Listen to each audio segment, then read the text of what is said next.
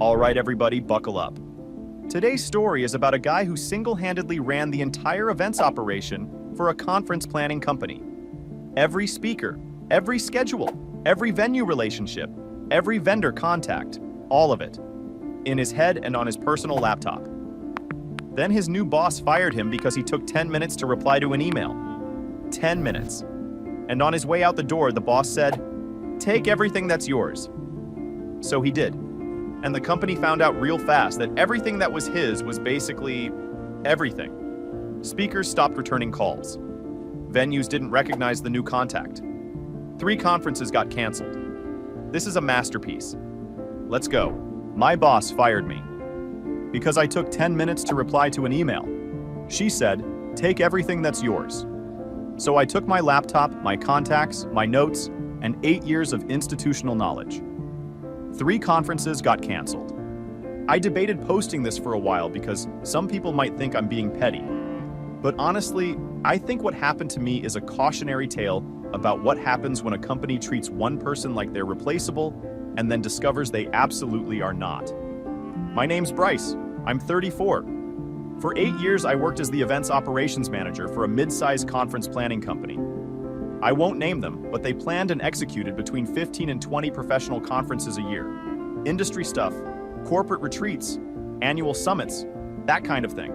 Think 200 to 2,000 attendees per event, multi-day, multiple venues, dozens of speakers, and a production schedule that would make a Broadway stage manager sweat. My job was to be the connective tissue between every moving part. I managed the speaker pipeline, finding them, booking them, negotiating fees, coordinating travel, handling their egos, and trust me, speakers have egos. I managed venue relationships, which hotels, which convention centers, which caterers, which AV companies. I managed the production timeline for each event. When does setup start? When do doors open? When does the keynote begin? Where does the overflow crowd go? Who handles the mic if it cuts out during a panel? I was not the CEO. I was not the creative director. I was not the face of the company. I was the engine room, the thing that made the whole ship move. And for 8 years, that engine ran clean. Let me give you an idea of the scale we're talking about.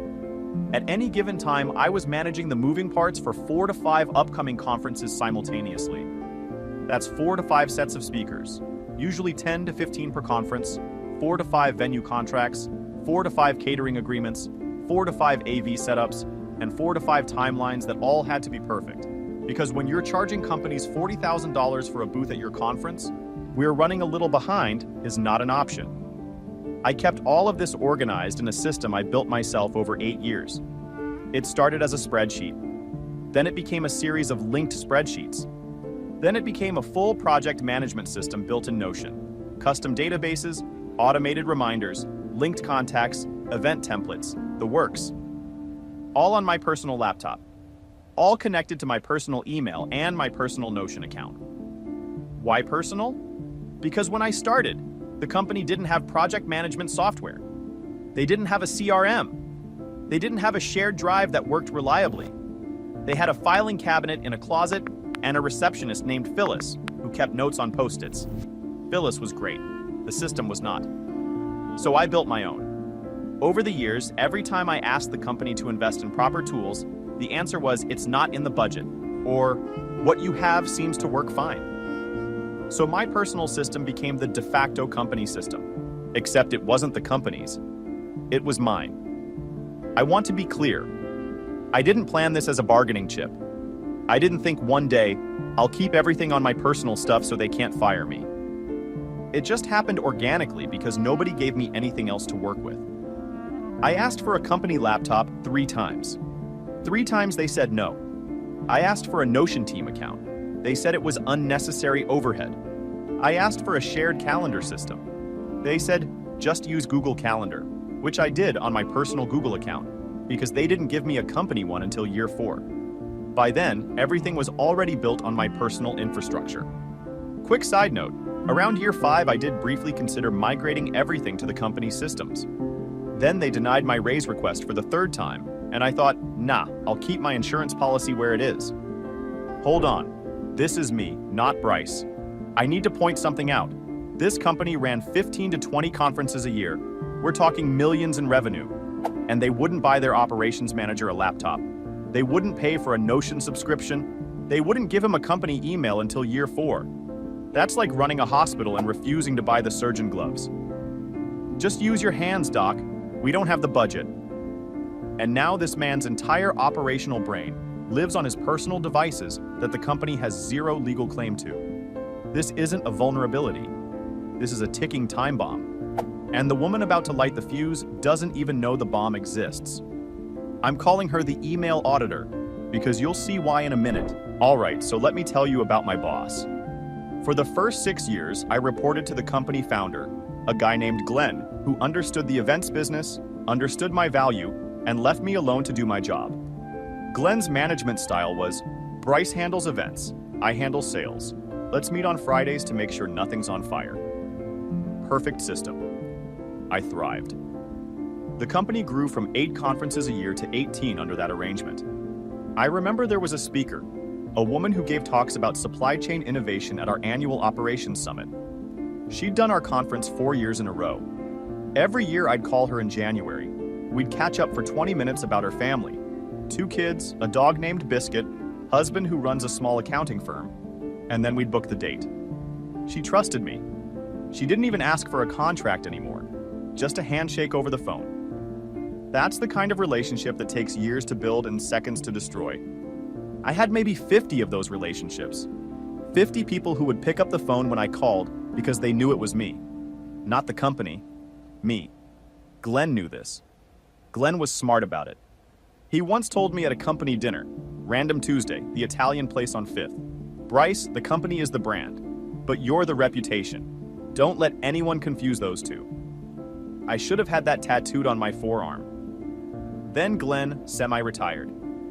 Brought in a new CEO, a woman I'll call Renee. Renee came from corporate consulting. She had never planned an event in her life. She had never worked in the events industry. She had an MBA and a belief that every organization needed to be optimized using the framework she'd learned in business school. She used words like streamline and scalable in every meeting. She had a whiteboard in her office covered in arrows and boxes that I think was supposed to be an org chart but looked more like a conspiracy theory about how the post office works. She also had a sign on her desk that said, data-driven in gold letters. I never saw her look at data, not once. Within her first month, she implemented daily stand-ups for a team of 11 people, required weekly written status reports that nobody read, and introduced a response time policy. All internal emails had to be responded to within 5 minutes during business hours. 5 minutes. For a guy who was simultaneously negotiating a speaker fee on the phone, texting a venue contact about a room change, and reviewing a catering contract with the finance team. 5 minutes. Renee announced this policy in an all-hands meeting, and when I raised my hand and said, 5 minutes seems tight for the events team given the nature of our work, she said, if you can't manage your email responsiveness, that tells me something about your time management. I should have known right then. The other people in the room looked at me like I'd just spoken out of turn at church. Nobody else pushed back. Phyllis, who was sitting in the back, caught my eye and made a face that basically said, this woman is going to be a problem. Phyllis had good instincts about people. She also had good instincts about weather and which restaurants to avoid. I miss Phyllis. The 5-minute email policy became a running joke among the team, but only behind Renee's back. We started calling it the timer. Someone would send an email and say in Slack, timer started. It was funny for about 2 weeks, and then it became genuinely stressful. I found myself checking email compulsively, during calls, during meetings, during bathroom breaks. My phone was always in my hand. Katie noticed.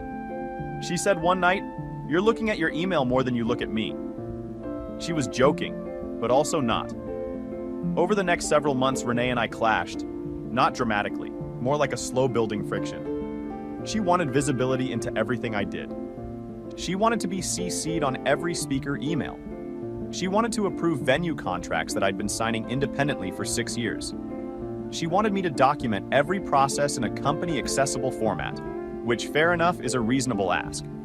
But when I asked for the tools to do it, a company laptop, a shared project management system, a budget for migration, she said, use what we have. What we had was a filing cabinet and Phyllis's Post-its. There was one specific incident that I think defined our relationship. About 4 months into Renee's tenure, we had a conference in Nashville. Big one, 1,200 attendees, 22 speakers, 3-day event. I was on site managing everything. On day 2, during the lunch break between panels, one of our speakers had a panic attack backstage.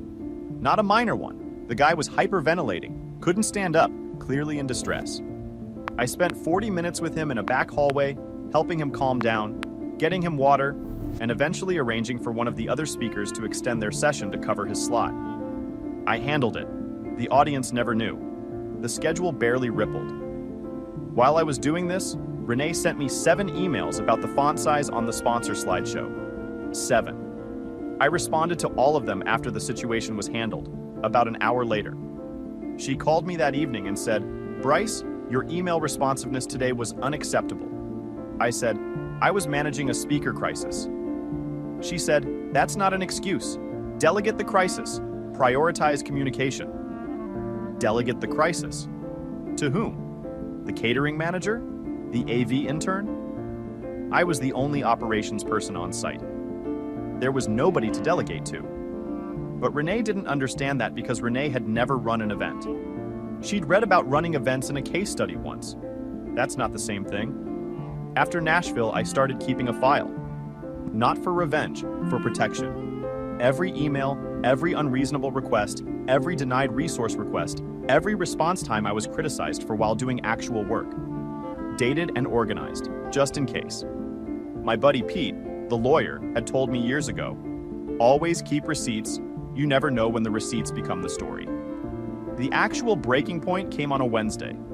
I was on a call with a keynote speaker for our biggest annual conference, a guy who charges 25 grand per appearance and was doing us a favor at 15 because I'd booked him 3 years running and we had a relationship. Mid-call, Renee sent me an email asking for an updated attendee count for a different conference. I saw the notification. I was on the phone. I finished the call. It took about 10 minutes, and then replied to her email with the numbers she asked for. 12 minutes. That's how long it took me to reply. 2 hours later, I was called into Renee's office. HR was there. A woman named Gail who looked like she'd rather be anywhere else. Renee told me that my pattern of unresponsiveness was not aligned with the company's communication standards, and that she was terminating my employment effective immediately. She cited 3 instances of delayed email responses, the 12-minute one that day, an 8-minute one from the previous week, I was in the restroom, and a 15-minute one from a month ago. I was at lunch, eating a sandwich, like a person. I sat there and processed it. 8 years, 15 to 20 conferences a year, hundreds of speakers, thousands of operational decisions, 12 minutes. Pause. For the listeners, this is me. Let me get this straight. Bryce was on the phone with a $25,000 keynote speaker negotiating a discounted rate for the company. And Renee fired him because he didn't answer her email fast enough while he was actively making the company money. That's like firing a firefighter for not answering a text while he's putting out a fire. The email auditor just terminated the only person who knows how to run her company's core business because of a 12-minute email gap. This woman has a PhD in self-destruction, and she doesn't even know it. The countdown has started. 3, 2, so here's where it gets good. Gail from HR started going through the exit paperwork. Standard stuff, return your badge, sign here, here's your final paycheck info, blah, blah, blah. And then Renee leaned forward and said, "And I will remember this forever.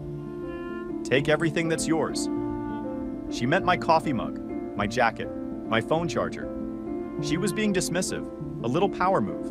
Take your stuff and get out. But here's the thing. Everything was mine. My laptop, personal. My Notion system with 8 years of event data, personal account. My Google Calendar with every conference timeline for the next 18 months, personal account. My contacts list with over 300 speaker relationships, venue managers, caterers, AV techs, and vendor reps, personal phone, personal email. My project templates, my production checklists, my emergency protocols, my backup vendor lists, all on my Notion, all on my laptop, all tied to my personal accounts. I looked at Renee. I looked at Gail. The room was quiet. Renee had this expression like she'd just won something. Like firing me was the conclusion of a project she'd been working on. A deliverable. I almost felt bad for her. Almost. Because in that moment, I realized something she didn't. She thought she was removing a person from a role. What she was actually doing was removing the role from the company. There was no version of this job without me, because I hadn't just done the job. I'd invented the job. Every system, every relationship, every process existed because I'd created it from nothing over 8 years. And all of it was mine. I said, okay. I packed my bag. Laptop went in, phone went in, charger went in, coffee mug went in. I walked out of that building carrying 8 years of institutional knowledge in a backpack. And I didn't look back. Yo, I am shaking right now. Take everything that's yours. Take everything that's yours. This woman just told a man to take the entire operational infrastructure of her company and walk out the door with it. She handed him the keys to the kingdom and said, "These are yours, right? Take them." This is the corporate equivalent of telling someone to steal your car because you forgot it was your car they'd been driving. Renee thought she was firing a replaceable employee.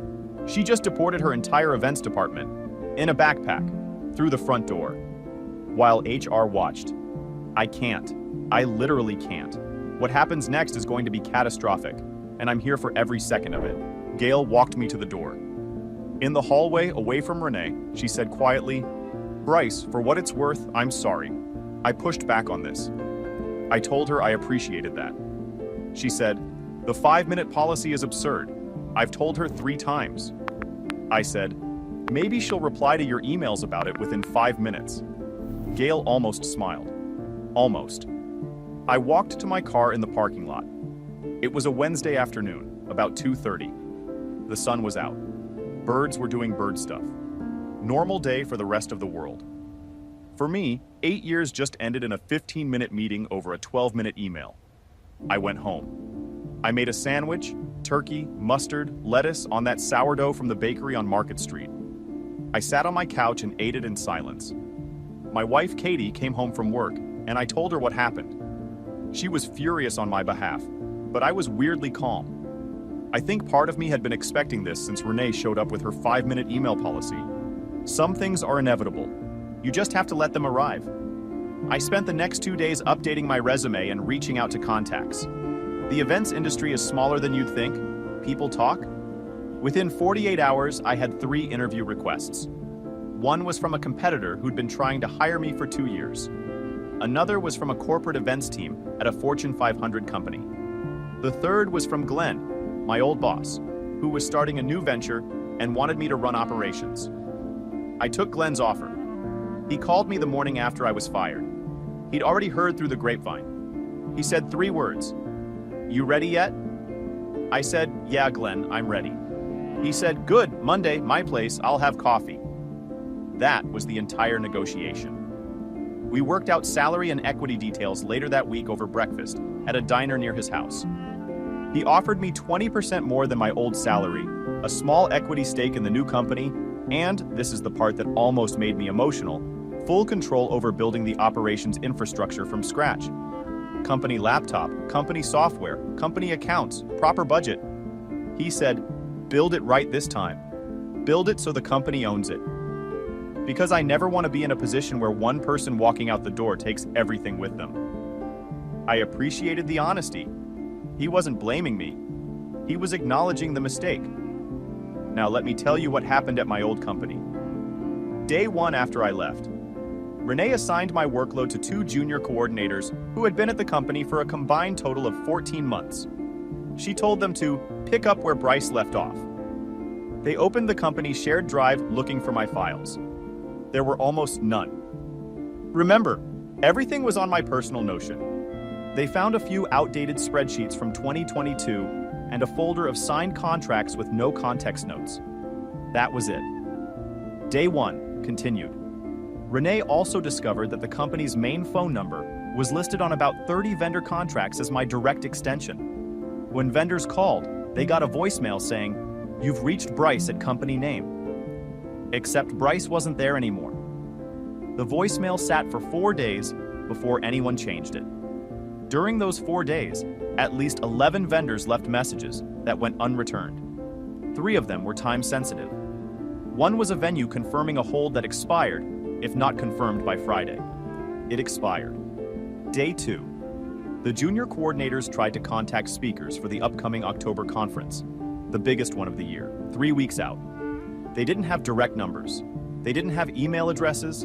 They didn't know which speakers had been confirmed, which were tentative, and which had specific writer requirements. One speaker required a teleprompter, another required a specific brand of sparkling water backstage. I'm not kidding.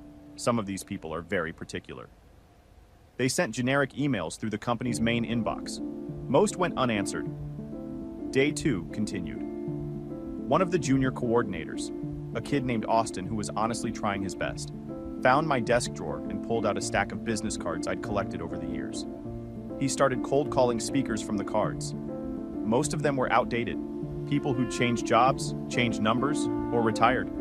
The ones who did pick up asked for me. Austin had to explain repeatedly that I was no longer with the company. He told me later, we grabbed lunch about a month after everything went down, he's a good kid, that the most common response was, "Oh, well, good luck." One speaker asked, "Did Renee fire him?" Austin said he couldn't comment. The speaker said, "She did, didn't she? I could see it coming. That woman has no idea what she had. What she had." Austin also told me that Renee spent most of day 2 in her office with the door closed, making phone calls. He could hear her through the wall trying to explain to someone, he thinks it was the board, that the transition plan was in place and the operational continuity was assured. Those are the kinds of phrases people use when nothing is in place and nothing is assured. It's corporate bubble wrap. Sounds protective. Protects nothing. Day 3. The keynote speaker I'd been on the phone with when Renee fired me, the 25 grand guy doing us a favor at 15, called the company's main line and asked to speak with me. When they told him I was no longer with the company, he said, "Then I'm no longer doing the conference." Pulled out. 3 weeks before the event, $25,000, well, $15,000 hole in the lineup. Week 1. 2 more speakers pulled out after hearing I'd left. They didn't have relationships with the company. They had relationships with me. One of them, a woman named Dr. Avery Callahan, who spoke at our healthcare conferences, sent an email to Renee that I later heard about through the grapevine. It said something like, "I agreed to speak at your events because of my working relationship with Bryce. Without him, I see no reason to continue that arrangement." Renee apparently forwarded this email to Gail with the note, "Is this normal?" Gail apparently replied, "Yes." Week 2. The October conference was in serious trouble. They'd lost 3 major speakers with no replacements lined up. The venue contact, a guy named Darren who managed the convention center, called the company because nobody had confirmed the final room layout, the AV setup times, or the catering headcount. These were things I normally finalized 6 weeks before an event. Nobody had done them. Darren told the junior coordinators he needed answers by Friday, or he'd have to reassign some of the spaces. Friday came and went. They lost the main ballroom to another event. The October conference was eventually restructured, which is a polite way of saying it was half the size of what it was supposed to be, missing 3 keynote speakers, crammed into a smaller venue space, and attended by about 60% of the expected audience. Several major sponsors asked for partial refunds. 2 of them pulled their sponsorship for future events entirely. Look, I don't want to dance on anyone's grave here, but actually, you know what? Yes, I do. The email auditor fired a man for replying to an email 12 minutes late, and then watched her company lose multiple conferences, keynote speakers, and sponsor relationships in the span of 2 weeks. She optimized the company right into a dumpster. This is like a restaurant firing the head chef because he took too long to answer a Yelp review, and then being shocked when nobody can cook the food. Dr. Avery Callahan's email, "I see no reason to continue that arrangement. That's corporate for you played yourself." And Gail's response, "Is this normal?" "Yes. That's HR for I tried to warn you." Beautiful. Every word of it. I want to mention one more thing about the October conference because it's important for understanding the full scope of the damage. The event had 32 registered sponsors. Each sponsor paid between $5,000 and $40,000 for booth space, branding, and speaking slots. The total sponsor revenue for that conference was supposed to be around $450,000. After the restructuring, the lost speakers, the smaller venue, the reduced attendance, the company had to issue partial refunds to 11 sponsors, totaling just under $100,000. That's 100 grand in refunds because of a 12-minute email. I want Renee to sit with that math. I really do. 2 more conferences were canceled over the following months. The company went from 18 events a year to maybe 10, and the ones they kept were smaller, less prestigious, and less profitable. One of their longest-running conferences, a financial services summit they'd done for 9 years, was picked up by a competitor after the venue host told the competitor's team, "The old company's been unreliable since their events guy left. You guys should take the slot." That venue host was Darren, the one who lost the ballroom because nobody confirmed the room layout. Darren remembered. Darren always remembers. I heard from a former colleague, not Phyllis, she'd retired by then, that internal morale cratered after I left. Not because I was so beloved, I mean, I hope I was, but that's not the point.